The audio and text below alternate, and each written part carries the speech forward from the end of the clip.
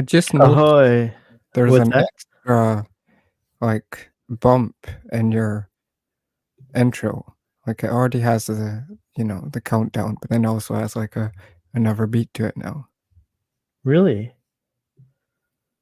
I hadn't noticed that. Now I have to should I play it again? If you want. I just want to hear a little bit of it. Hold on here, let's do it again.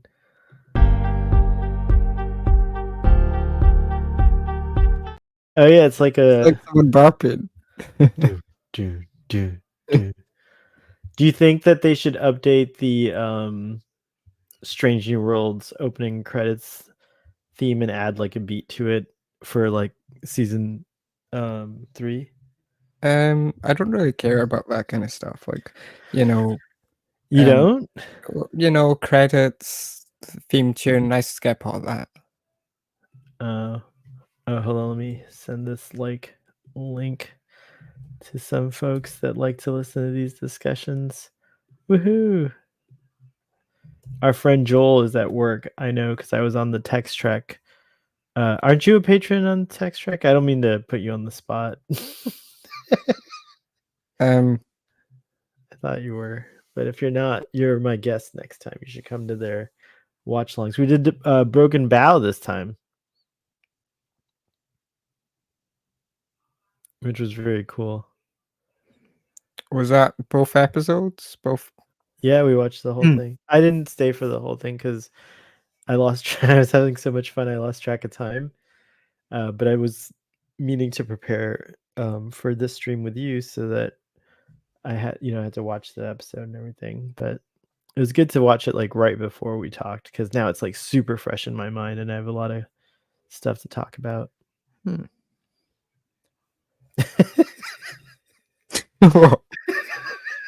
don't know, the little reaction was like, oh, it felt like you were like, oh, really? You have a lot of stuff to talk about.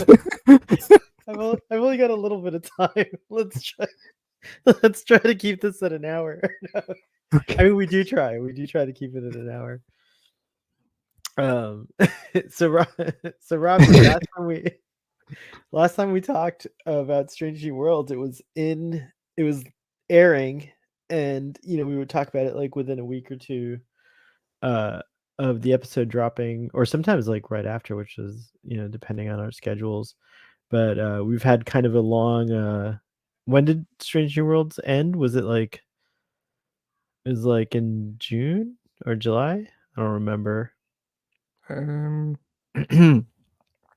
don't remember. I do remember being a bit disappointed in this episode.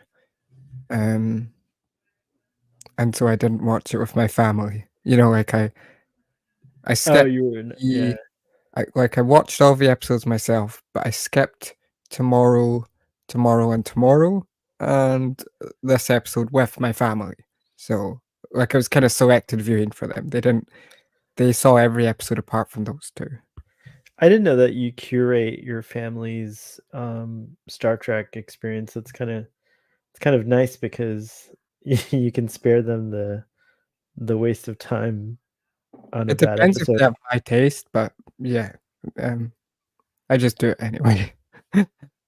Well, I am not a fan of the Gorn past or present. Like it's not there. I especially don't really know if I like I'm still kind of waiting to see what they do with the Gorn, but I'm not sure I'm on board with the whole idea of something just being evil for the sake of evil. Well, To don't me, they say in the episode that it's something biological that drives them? right, but it's like I don't know. I feel like I'm still waiting because I know I guess I should say I trust that Akiva Goldsman has a really good idea of what he wants to do with the Gorn. He seems to have hopefully he seems to have put a lot of thought into them, but it just doesn't line up with the idea of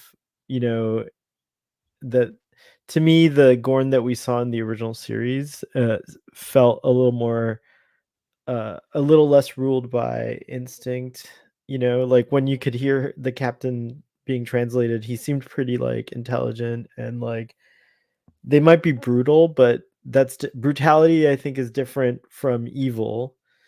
And I think that sometimes we refer to things as evil, good and evil can depend on your, culture or whatever. But I think, we refer to things that are just killing machines as evil, but like sharks, so are the Gorn like, ruthless kind of, and brutal and evil, or are they just instinctual? So which one is it, or is it both? So I don't know. I Yeah, went off on a sorry, I went off on a no, rant that's what there. the discussion's about. Yeah. Um, I'm pretty sure that Akiva Goldsman said in like a season 2 article before the season released that he knew it kind of broke canon or nearly broke canon, but he didn't care because he liked the idea of these monsters that are so evil that we can't have diplomacy with. And I think that's all good in theory, but because they do not talk, because they can't talk to um, our Starfleet crew, it means that you cannot have an interesting foe. You know, at least the Borg, they were when they did talk, it was very robotic, and you got a sense of their personality. And I think that was why the Borg Queen came in to give them more of a sense of personality and a looming threat when they felt that just having the Borg as these action only characters would maybe become a bit boring after time. But with the Gorn, you don't even have action driven characters. They're just complete animalistic monsters. And I think they only really work for me if that's done in a horror-esque way, like an Alien. And this episode kind of reminded me of Alien when they were in the Western town, but they had none of the horror or dynamism that made that film so interesting. It was just a lot of people talking, which is great, Star Trek, but if you're trying to get across an enemy or horror vibe that could make me even I don't even like the Gordon in general, even in TOS. But I think that could have been interesting if imagine the Gorn got on board the ship. Maybe that'd be too like that season 1 episode though. I don't really know. What did you think? I guess we could kind of skip on the timeline here. I was gonna do our little channel update and stuff like that. I guess for posterity, I'll just go into it right now. But real quick, as a summary, this episode is the culmination of kind of like this ongoing or looming threat throughout the season of the Gorn that started with, I guess, the very first episode. At the very end of the episode, there was like a little alert or something, and Admiral April, is like, oh, it's the Gorn or whatever. They've become a greater threat than we thought. And then I guess they were kind of like we kind of forget about them mostly. And then do they come back another episode? I can't remember. Oh my gosh, that's the thing about Mm. now having Wait, watched wait. the whole So season. we had that Memento Mori, and that's been it, hasn't it? Memento Mori was last season, wasn't it? Yeah. I'm just saying at the first episode of this season, they're mentioned. And then Oh yeah. Which I seems feel like really they came weird. up again. There was another mention of them Oh, there somewhere in was the like middle. some. I'm pretty sure at the end of one of the episodes they closed in on the view screen in um I don't know what you call it, the conference room, and it said what was there? There was some screen that said impending Gorn attack or something. It seems like a really daft way of writing the Gorn I coming, think that's what I was referring to. I think that's from the first episode. which is Uh, weird because you'd expect them to come halfway through the season if you're having that, or if you're having that tease, you'd expect them to have more of an interesting presence, well, you know? we did get a lot of them though. Like as you said in season one, we had them a couple times. And then of course we got Laan's. It's part of her whole, kind of struggle, and her backstory is that um, she was on that Gorn, planet where they, I guess, impregnate you with their babies, and then they eat the babies hatch and eat all the people or whatever. But anyways, so yeah, this kind of, you know, comes to a head in a big way where there's this like happy kind of, what were they called? The colony was like a 90s, not like a 90s, like a Midwest America colony, right? Like, did you find that interesting or weird? Like, Um, well, did you catch that by hmm, the way? you know, when I see that kinda setting, what I would have wanted and would have loved is a finale that was just a complete Western, TOS style, having Anson Mount on a horse, some small Having scale. Anson mount a horse? Just Yes, mounting a horse. Um, like some small scale problem that's relating to aliens in a Western town. That would be so, D just breezy and nostalgic and That's interesting, and it wouldn't I was be. gonna actually just say, but, like, this is kinda cool because it's kind of playing off of, you know how, like, what you're describing, I guess TOS kind of already did that in a way, but, like, it's weird because these people seem like they were, like, I don't know, I don't remember, but, like, I just watched the episode, but I guess I wasn't paying attention, but it felt like a Disney kind of produced opening with this, like, idyllic, Yeah, Midwestern kinda town or whatever, so and then I the thought that was corn an interesting play off blooms of it. over, which is a great visual, have to be Yeah, yeah, honest. yeah. But I mean, I do actually I think it would be really cool if Strange New Worlds next season did kind of explore the idea that you kind of were talking about, but, like, maybe not the Western because it's already been done, but I don't know, some other iconic period. Maybe they could do, like, the, Sumerian. No, that would be too weird, but, like, a civilization that's Earth-like, another, but, stuck in some past time of Earth's development, or maybe we could go back to the planet with the gangsters. Like, go back to it, but go to it at a different point in its, evolution or whatever. They can encounter, like, a different part of the planet. That's the other thing that's interesting is, like, like in Star Trek, the original series, when they go to a planet, they're often visiting a city, right?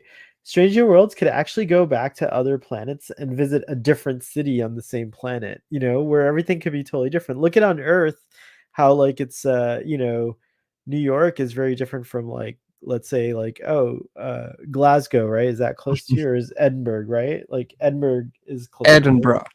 Edinburgh. Sorry. Yeah, bro. Edinburgh. I'm in Edinburgh from Edinburgh. Sorry, that's so bad. That's okay. But yeah, you know what I mean though? Like, it's we know from our own planet that different cities on a planet could be so different in terms of their vibe, their culture, everything. So it'd be neat if, like, you did go back to the, like, whatever, the Ionians or whoever, and visit a different city. Just seems like it just seems like in every planet you go to, there's only one city maybe on the whole planet.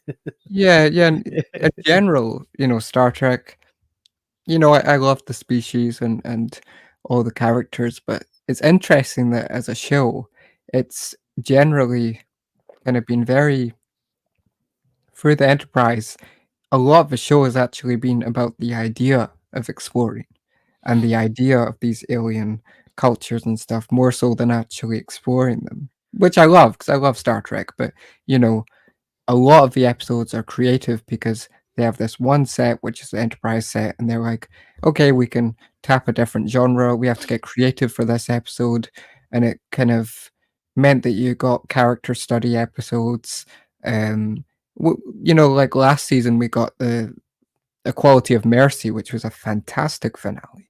It had some similar elements to this one, the ship and kind of jeopardy and tension, but that had stakes and a great villain, great dialogue, diplomacy. That Pike had to reason with the Romulans or try to reason with them and learn something about himself. Whereas with the Gorn, they cannot be reasoned with, which means the show cannot really mine any interesting limitations of our characters trying to maybe not hurt the Gorn or no, this is wrong, or or communication, anything like that is just gone, and they're Well, just evil I creatures. interestingly, in this episode, uh, you're kind of expressing the same stance that Pike has about the Gorn, at least in the beginning of the episode, and April is actually arguing against it. Like April seems to it's suggested, I guess, that April seems to still have an open mind about the Gorn, whereas Pike is just like, no, there there's sometimes what is he's like, sometimes a monster is a monster, like it's just how it is. That's how Pike sees them. So I wonder if the show is setting up something for us to get more of the Gorn, but I don't know. It just I have a really tough time like with the Gorn in general. Like I think like you mentioned Quality of Mercy. I loved that season finale. I think it was actually stronger in my opinion than this Oh one. yeah, definitely. Yeah. Mainly because it didn't leave us on a cliffhanger. So it was very satisfying to like just well, it did kind of leave. I guess you did have a cliffhanger as to what Una's fate would be, but we knew we were going to get some kind of like courtroom, drama or something like that, to follow up. And actually, this whole season kind of handled that. This season handled that very cleverly with that being the second episode instead of right after, right at the premiere.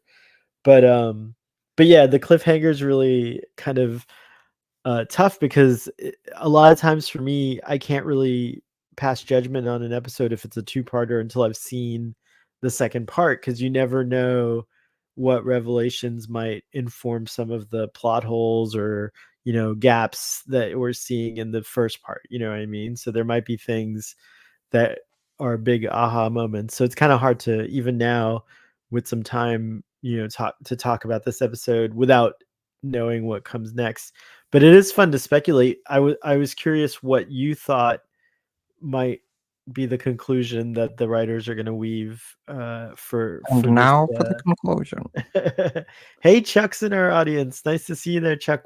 See if you can rewind in your memories back to the finale of Strange New Worlds, season 2, Hegemony, and tell us what you remember, what you thought, what you liked, what you didn't like, so we'd be happy to kind of chat about it with you. But anyways, Robbie, what do you think about what I'm saying? So, I'm on two ways because as a whole episode, I thought it was mostly I did not love it in any way, but it was not inoffensive to me. I don't enjoy the Gorn, so basically this is not an episode I would revisit. It wasn't wholly interesting to me, whereas basically every other episode in the season I would be happy to revisit in a rewatch apart from that second episode. Um so it's not a bad episode necessarily for me, but it does feel just a bit generic, and it feels like an episode that belongs as just another episode in the season and not a finale like last season when we got a fantastic finale. And the fact that it's a cliffhanger, which also I thought was really weird, the fact that maybe it's in the writing that Pike has to like Well, just Star look Trek really Star Trek confused. does more cliffhangers than it doesn't, I feel like. So I think it's like cliffhangers are kind of like a Star Trek tradition. And I think a lot of shows, I feel like there's always a cliffhanger, a big cliffhanger at the end, but I'm annoyed, I guess, just because like I just want to know what happens with the Gorn. Well, I wouldn't have a lot of faith in Pike. He's just looking at the crew. He's not commanding the ship. And even when Riker had that moment of hesitation, it was not I don't think it was anywhere near as long as um Pike is here. There's basically two options. He can shoot the Gorn. They have some of his people on board, yes, but you know, they're already gone now, aren't they? And he's not gonna just run away and hide after that. He's gonna have to attack. It's pretty obvious. That's part of the problem. It's pretty predictable. But also with a two-parter, I only want a two-parter if I feel one episode is not giving me enough, or one episode is not enough for an interesting idea, but because this episode was not fun for me, it was okay. I don't. It means we're going to get another episode of the Gorn, which I'm probably not going to love. Although that does mean, hopefully, that next season we'll only get one Gorn episode, and it's the first episode. Because if they had the first episode that's a Gorn episode, and then a finale again that's a Gorn episode, that'd be crazy. And so hopefully they just get out of the way next season. Cake, I'm so sorry. In our audience, Cake is Eternal is here. That's my fault. I forgot to move the time up, the start time. We did go live earlier, but we haven't really talked about too much. So we're just getting started pretty much still. But we're kind of we kind of are just like recalling at the time, the episode, of course, when it dropped, it was like very exciting and everything. And there's a lot of good things about it. But I was saying to Robbie that I'm not a fan of the Gorn, and Robbie's not a fan of the Gorn either. So it's kind of like the Gorn parts are like the least interesting parts of the episode, but like it's pretty much the whole episode. But we haven't talked about all the other things, so you're just here on time. So also feel free to let us know if there's something you want to talk about with us, and we'll definitely cover that topic. It's so nice to see folks showing up in the audience. Thanks for joining us. Now I'm like, oh, I'm sorry I put this the stream on at a later time. I'm such a I've lost my pro edge since I haven't been doing this on a regular basis. um so Robbie, as far as predictions go, what do you think is most likely gonna be the wrap up to this story? I mean, Um, where we leave off, just to kind of remind you, is as I said, it's Battelle is in stasis, the ship's under attack, and Pike, as you mentioned, is frozen completely. So, you know, does the next episode start with him on the bridge, making some crazy decision, or are we going to get like kind of a familiar, but not always done badly, like distraction of like a flashback maybe or something else? Like, what do you think is going to happen? Where are we going to start out? What's your prediction? um, I think that Pike is going to think about Admiral April's words, and I think he's going to be like, he's going to maybe try and get the people back from the Gorn ship, or try and not reason with them, but not maybe evade them, try not to destroy them, but defend the ship. And maybe he's going to be in sick bay trying to, like, with Battelle while they try and help her out. And then halfway through the episode, I think Battelle's going to die because of the Gorn. The babies. Yep. And then I think Pike is going to, after that, I think Pike might be a bit aggressive towards the Gorn. I think that might be interesting, but maybe it'd be a bit too dour for some people. I don't know. I don't. If they don't kill off Patel at this point, then they better make her an interesting character. The little Gorn that was attacking in the shuttlecraft scene seemed to not like it seemed to understand Battelle was or what if she turns into a Gorn? oh, weird. That would be weird. That would be really cool. I would kind of love it if like Captain Battelle turns into and what if Captain Turns into Battelle Green Gorn. is the Gorn captain that encounters Kirk in the original series? That would be pretty funny and rad. I think that's a great Oh, and idea. maybe because she turns into a Gorn, they become friendlier over time. I don't know. That's just a Oh, yeah, ridiculous. like maybe in a weird way they're kind of like the Borg, but like more, but like biological. Like every time they hatch um from a different host species, they assume they assume their traits. So maybe some of the Gorn that hatch from humans are more human-like. Interesting.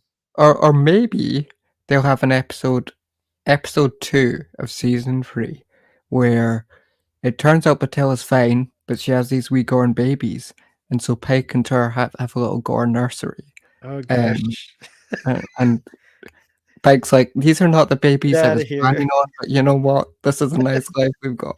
No, get out of here. I refuse.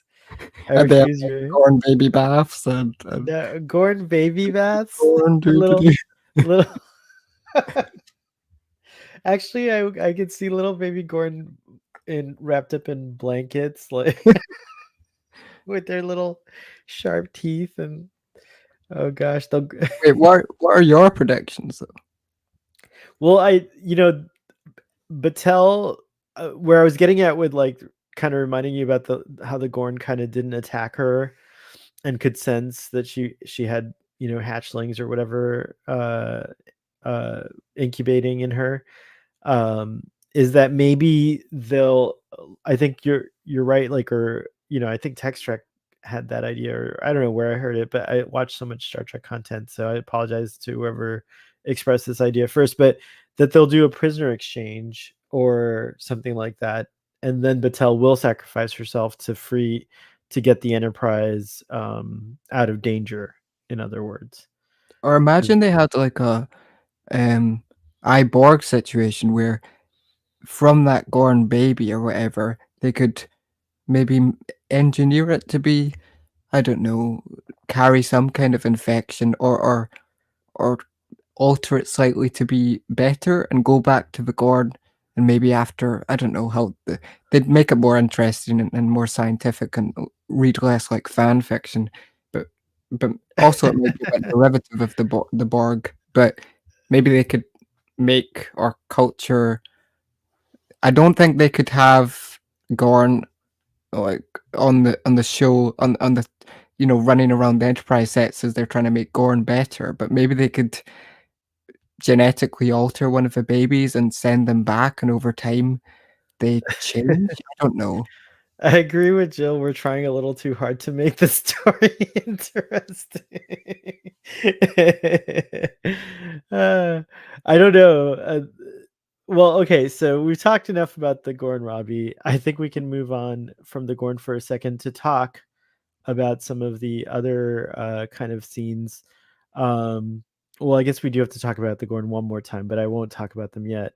But what did you think of the whole? How did you feel about Spock in this episode and his whole kind of dilemma with Chapel, like the Spock Chapel subplot, where basically he goes to the Cayuga wreck to to find her, and like, what did you think of that whole kind of thing?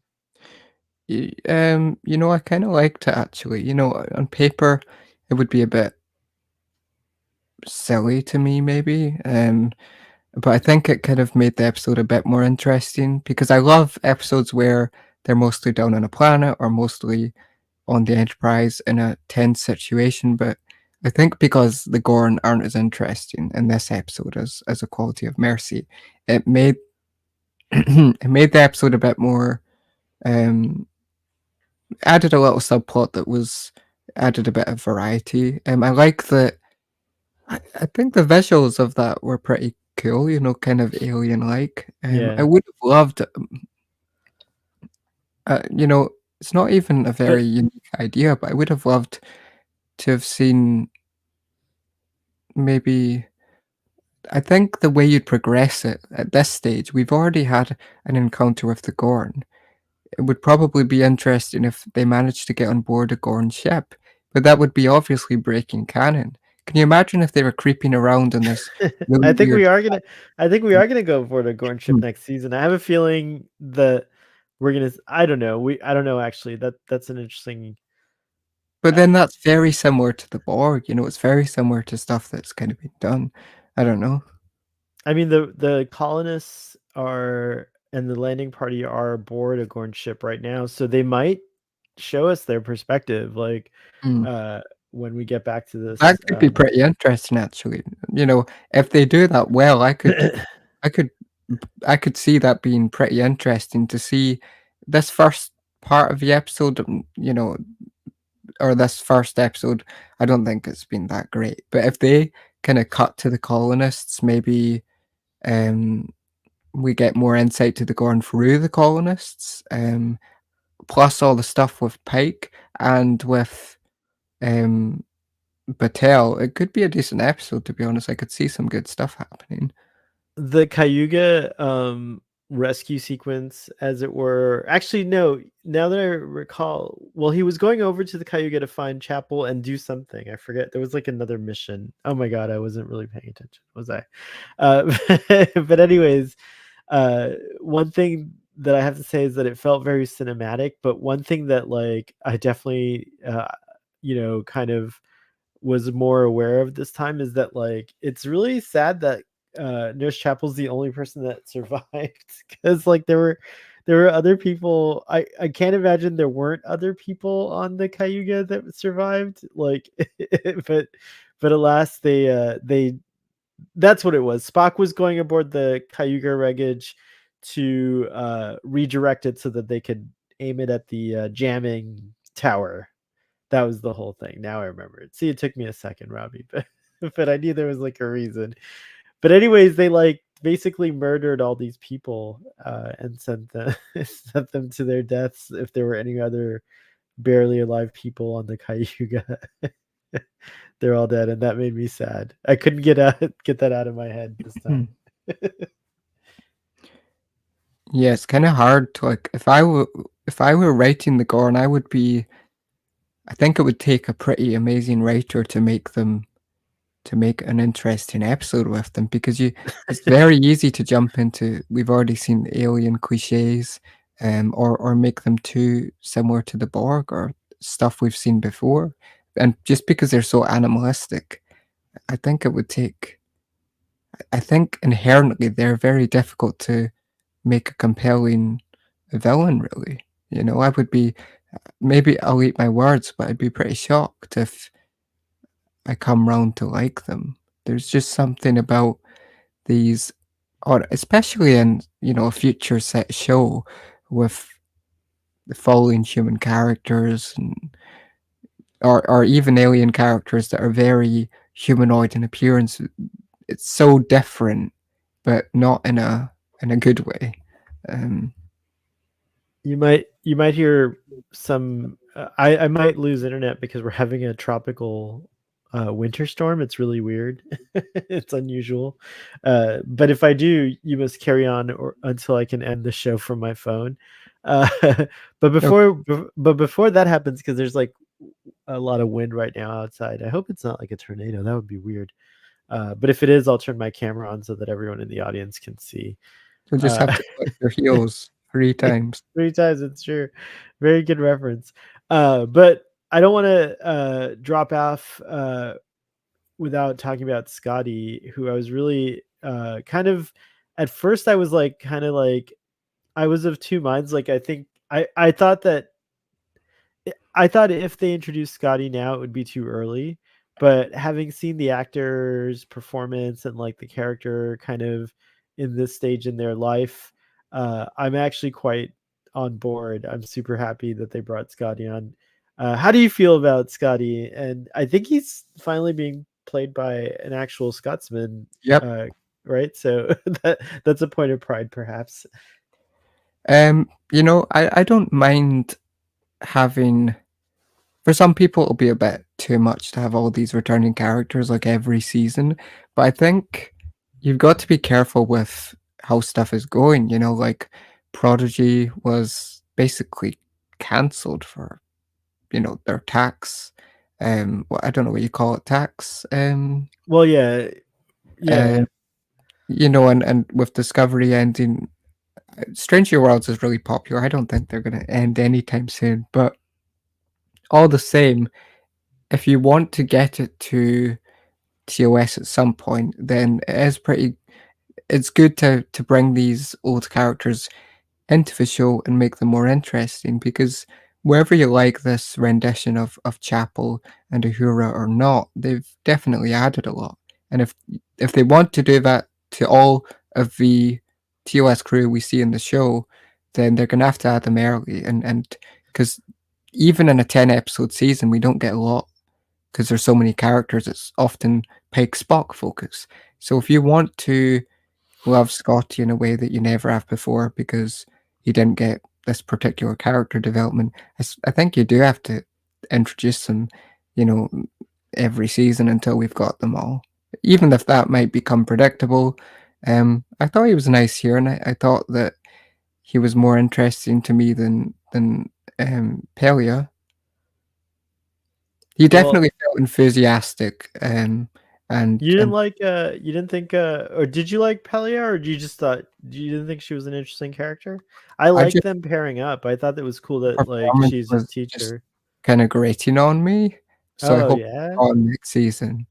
Oh, wow, okay. What was it about the performance, if you don't mind sharing that, Um, was she's it the just seemed accent kinda maybe or something? she just seemed quite kooky, and yeah, probably the accent. You know, she has the enthusiasm I like in a character, but it she she didn't feel very alien like Hammer, which I gravitated towards, and I already liked Hammer a lot, so it was gonna be hard to win me over. Um, but Yeah, also, it's I yeah, find my we I didn't find even get a myself, lot from the season. I don't have a lot of reason to like her. Um, I found myself missing Hammer, but I loved Pelia, so I feel quite the opposite. I thought she was I do think the accent was kind of awkward though, like I couldn't place it, but I think that was intentional and kind of good because why should an alien sound like any particular accent, right? Like she's probably traveled around the world so much that she has this like conglomeration of idioms and you know different kinds of sorry, not idioms, but different kinds of quirks to her way of speaking that have created like an accent. But Uhura did detect that it was an lanthanite accent, so maybe that is in fact what lanthanites sound like. yeah, I would not be going to the Land for Night homeworld anytime soon. Well, there's just it's probably boring. They're all just kind of immortal over there. Jill's watching for Pike and Uhura. Uhura is a standout. By the way, I just want to say, I know shipping is kind of like, but in Star Trek Five, Uhura and Scotty end up together, and I can kind of see Uhura and Scotty hitting it off at some point. And after all, if he's going to be the engineer, then Uhura kind of has to at some point interact with them because she definitely uses just by her calibrating things and all that stuff to make sure her communications job is being done the best. She always interfaces with the engineering department, so I like the idea that we may get some establishment retcon establishment for a successful Uhura Scotty future I mean, relationship. I I wouldn't mind that, but I would hope that they would stick with it, you know, I wouldn't They want. do. They stick with it because in Star Trek 5, they end up together, so it's No, no, perfect. I know, but, you know, if we don't see it in the show, I would hope that they don't make it similar to Spock and Chapel where, "Oh, no, they're together, but we already know it's gonna end tragically." That would be too similar. So it would be Well, really nice to offset that with, you know, a really yeah. nice relationship that we've not seen before. That would be They pretty. they don't have to have, like, necessarily, like, a romantic relationship, but I agree, like, what Jill says, I would not mind her and Scotty hitting it off. Like, I think they would be really close friends, and I would like to see more of that, I guess. And then maybe it's a little flirty, and then we see that it does develop into a romance later in life, which can happen. Sometimes, like, you never know who you end up with when you're an older person, if you're not already with someone. And then she goes on to become captain, and who knows if she stays with Scotty. We don't know anything past Star Trek 5 about their relationship.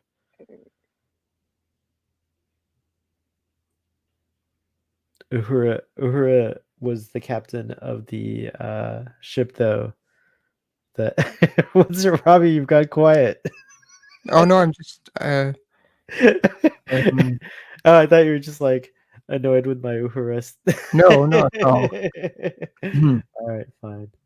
I'll stop talking about Uhura. But she did fly she was the captain of the ship that Picard had his first warp flight on, which is cool. I do think that she's kinda looking back, I think that they've kind of had Uhura become an officer maybe a bit quickly. Wait, she's still a cadet, right? She just became an ensign, if I'm not mistaken. Yeah, See, she's a proper ensign now. I She's would not she's not an mm, officer yet though. I right? would Lieutenant is officer rank. see if she had been a cadet, maybe she still has the opportunity. It would have been nice to have her, like in Lower Decks, kind of see her an episode maybe focusing on her going round the different operations on the ship.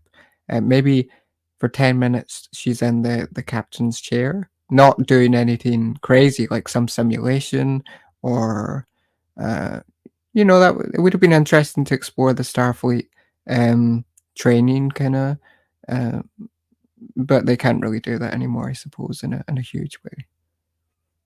She is an officer. Ensigns are officers, Jill reminds us.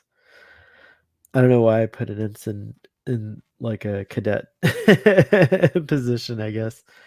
But are cadets officers too? Are they all officers? Is everyone in with a Um, rank an officer? No, I don't know. I don't know how it works. I don't even know how the Star Trek chain of command works. It depends on what episode I can cite. um I think she got a little bit of that last season uh oh, with when Hammer. she was yeah, and she was going around. Wasn't she also working? But yeah, I would like to see more of that. I'd like to. I like the idea of seeing her in the captain's chair a couple times too during routine missions where it's like low stakes, just like mind I meld. wouldn't go that far. I mean, just from a Why? She's well, from an awesome official later. standpoint. Lorelei signal, great. Uhura is a I great mean, leader. if you think about TNG, nobody got in that chair apart from Picard, Riker, and Beverly, and they were higher ranking officers. Maybe if the Data simulation. had the night shift. Remember? Oh yeah, she could do night shift. I just feel like, you know, any ensign should not be in the captain's chair unless they're the last person on the ship. Unless it's like a simulation or training. Yeah, you got to pay your dues. I get it. That's true. That is Although true. Wesley got to be in the chair, didn't he? Yeah, but he sat. I feel like he sat in it, and then Picard was like, "Get out of my chair." Oh yeah, yeah.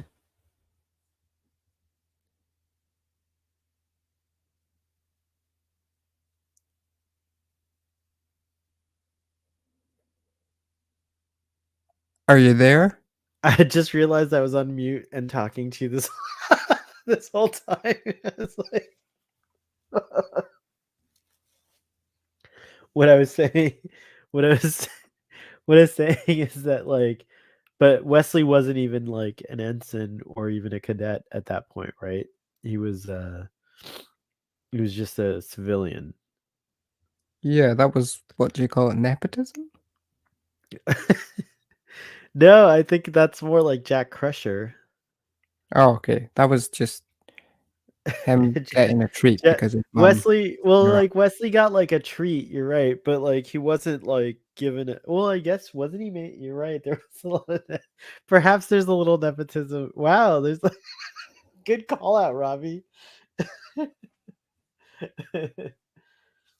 Wait, audience who's still there, was that nepotism, like Wesley getting a commission in Starfleet and everything? Do you think that was another example of, nepotism? I think it's a gray area because he wasn't Picard's son. I feel like if he had got into trouble, Beverly could have pulled some strings to get him out of it. She tried, I think, That in wouldn't First Duty. Jack Didn't and she Wesley try are to not all suggest that different, are they? Wesley Yeah, it's Jack true, is Jackie kind of went full of himself and, how "Oh, did I we can go do from, this like station or that station."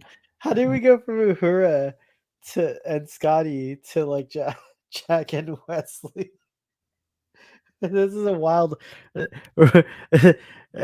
Ensign, Earl Grey Trekkie, set course back to back to Strange New Worlds. Hmm. Engage. No, but you're right. They're not all that different in that respect. I think there's kind of a similar thread. That's an interesting thing. Um, did you like the stuff on the ground? Oh, here's a good one. It's much more related to the traveler explaining that Wesley was the Mozart of time space propulsion or time space like understanding even I guess. So nepotism was more like a cover story. Yeah, That's true. It's a tough, nepotism's a tough thing, but what I will say in my experience, whenever I've witnessed nepotism, like actual blatant nepotism, it usually doesn't work out because, like, if the individual who's, using their privilege or access, through family, doesn't have the chops, they'll inevitably fail unless they're just, terrible people and continue to like. Well, I guess we have a president that a former president. Oh my gosh, I don't want to get dark on this show. Let's move on. Let's move on. Let's move on. Um, we talked about. Let's see. I think we covered everything. We talked about the wreck of the Caillou. Oh, what did you think of Sam in this episode with his like kind of figuring out, in that scene with Scotty? First of all, Scotty's pretty awesome from the start when he created that weird kind of device that made Gorn think that they were tracking a human and then he would imprison them. That was a cool idea. But he and Sam come up with the idea of that the Gorn are somehow responding to these coronal mass ejections or CMEs. So I think the idea that was expressed at the time that I favored was that like, like moths, how they're drawn to flames or something, or certain or cicadas, how they like swarm at a certain time or Well, whatever. that makes sense given You that know, they died on that cold planet. so maybe the Gorn are trying to protect the by being so aggressive with their borders and like, closing off access to these areas. Maybe they're trying to protect people from accidentally, coming into this territory during their frenzy or whatever that these coronal mass ejections seem to cause on them for them. It's all very weird and stuff, but I thought that was interesting, that scene, and I like that they gave Sam Who's Sam? something. I'm just joking. Sam Kirk. I know, I Sam, know. that was great. Oh, anyway, Sam was my husband on the show before Scotty. To answer your question further, You know the Sam's a xenobiologist, isn't he? yeah, I think he's xenobiology. Yeah, that they established that like in the Uhura Hemmer, the episode where they were harvesting the life forms. He had a lot to do in that episode too. I just remembered that was a good Sam moment as well. Well, it would be kind of cool if they used those skills. What maybe the Gorn having gestated within Batel will come back. Maybe he'll be able to use his xenoanthropologist skills to learn something about the Gorn or give him an edge. I don't know. That could be kind of maybe more interesting. Yeah, I wonder if Sam will come in. I like Sam as a character. It does make me more sad that, you know, Jim he and Jim don't seem to have the best relationship, so I hope they patch things up because we all know that Sam's not going to survive in the original series by the time the original series comes around. I do find it funny that in like his second episode they did a death fake out for him Oh and showed yeah, that's right. comment. That's pretty That was funny. pretty funny. um, I guess finally we could talk about Pike and just kind of close off our thoughts on the episode. Um, some folks have responded to like Pike's inaction or him freezing up as like, kind of there's a lot of critiques about Pike as a captain being like he's not as like assertive or what you'd expect from a Starfleet captain. But I really like his style of leadership. I do have to admit Well, though. I'm just standing looking confused in front of his. No, I'm just joking. It actually so, ties. It you're so lines hard up on him. with. It lines up with his stuff in Equality of Mercy, where he was really against Yeah. attacking. Yeah, I But agree. that could be a real That's a good problem point. in a captain. Could it be a real problem, or do you think If he like can sometimes never attack, if he's really against ever attacking, the enemy, then that's gonna come up at some point. I feel like Jean-Luc is like that too. I don't even think Kirk is as trigger happy as I don't I think Janeway might have been a little more, but she was in the frontier. She was like she had no choice. She didn't have backup that she could call or anything like that. I So mean, they would try, but surely Pike should realize that he can't try. I mean, maybe there is a way to try and sort it out, but in but I that think he's just moment don't you think he's just more like freaked out because it's a no-win situation, like a true he doesn't know what to do. Like he's being ordered to like in that moment, like he's being ordered to leave. He has to like I think I you know what I think now that I'm like I've really kind of thought about it, he's gonna reluctantly leave maybe. And oh no, I don't know. I don't know if I like that. maybe I don't maybe know he's what they're gonna gonna do. It's gonna be exciting to see how they're gonna wrap this up. It's a maybe he's really weird conundrum where they've left it. maybe he's distracted because he's still thinking about the stuff with Patel.